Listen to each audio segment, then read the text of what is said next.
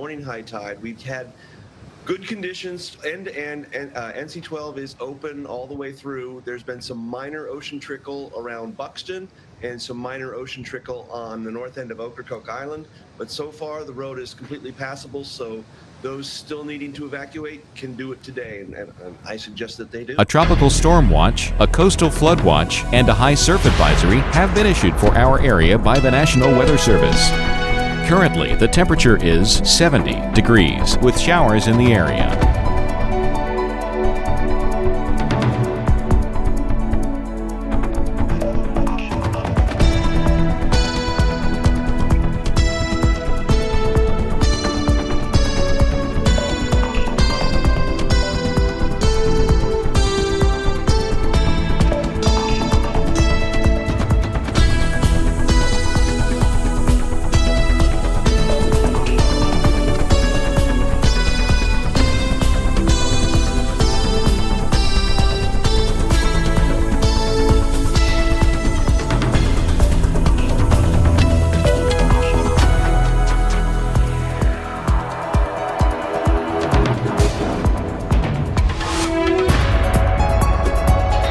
For tonight, showers early then cloudy overnight. Low 69. Chance of rain 60%. Localized flooding is expected.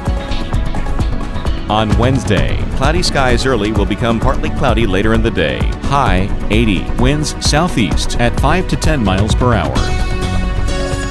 And Wednesday night, considerable cloudiness. Low 73. Winds could occasionally gust over 40 miles per hour. On Thursday, windy with rain showers likely. High 76. Chance of rain 40%. Winds could occasionally gust over 50 miles per hour.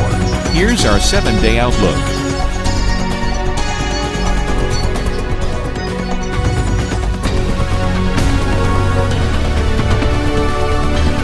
Can do it today, and I suggest that they do.